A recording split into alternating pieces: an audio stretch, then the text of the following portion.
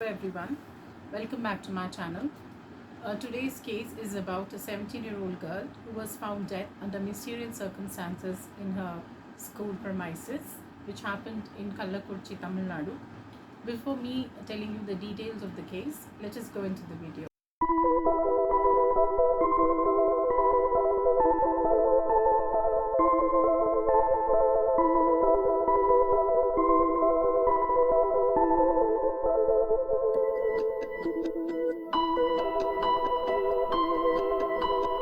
This incident happened on the 13th of July 2022 in Kallakurchi district in Tamil Nadu, wherein a 17-year-old school student was found dead under mysterious circumstances.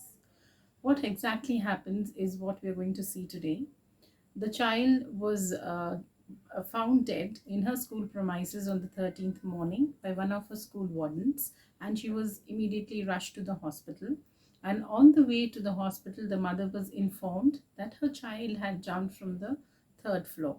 And within half an hour, the mother again receives a phone call saying that the child has passed away. When the relatives and the mother reaches the hospital, the doctors inform that the child was brought in dead. Later, the police were informed, and after the police were informed, they brought in the angle of suicide. The child's parent and the relatives refused to accept the fact that the child had committed suicide, and they were very unhappy with the school and its authority because they didn't come forward and they didn't offer their help or condolences the way it should have been done.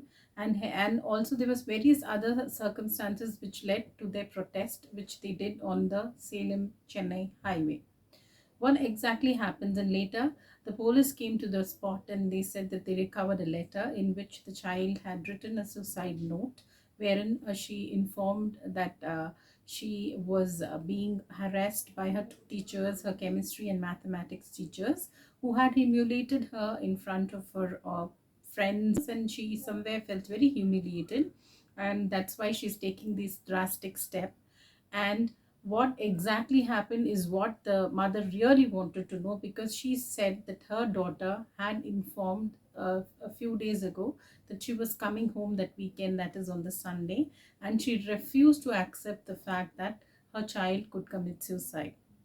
And also in the suicide note, it was written that the child had said a sorry to her friends, her mother, and asked the school authority to return the fees back to her mother.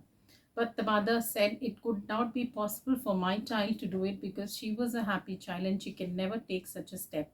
And wherein further investigations reveal that on that particular day, the child, it was a regular day for the child. She had gone to a school, she had come back to her hostel, she had dinner with her friends, and then she had gone to her room. And after they all had studied for a little while, they all had gone to bed. And that's when in the next day that she was found dead.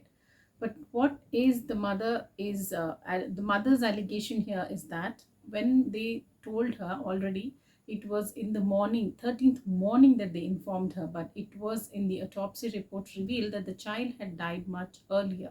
It is anticipated that it was around the 12th night that the child had died. And so why this time lapse? And then also when they found the child, she was in her school uniform, and where she was found dead. Why is that? If she was in her school hostel, why she had still in the uniform? The mother's allegation is that if the child had died the previous day night, what was the school authority doing? Why didn't they not find the child missing from her place? What exactly happened is what the mother wants to know. And she also told that when she had actually gone to the spot where they had found the child lying, she said she didn't even find a spot of blood there, although the child was severely injured in her head. And then further investigation showed that there were on her body, there were lots of marks that had been incurred before her death. So these questions were arised by the kins of the child, of the girl who died, and there were serious allegations against the school and the school authority, because still now the school didn't come forward and did not give in their side of explanation of what exactly happened.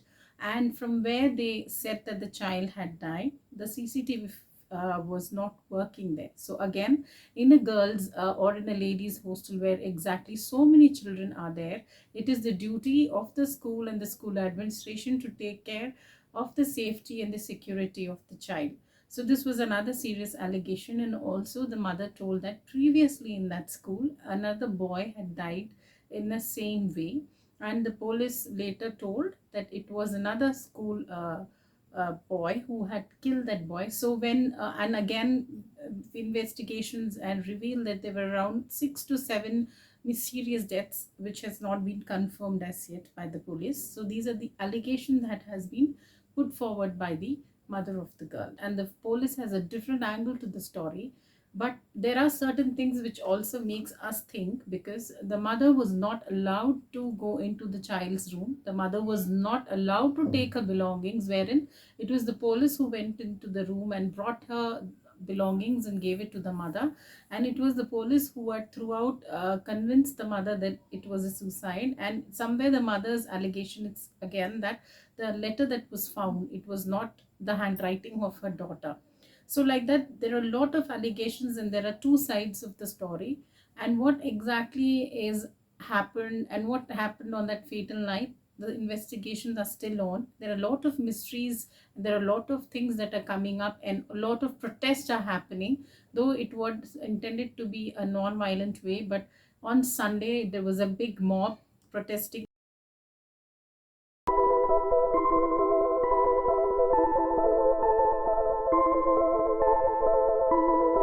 And in my next video, I will share more facts about the case which is being coming up. As of now, thank you. Please do share.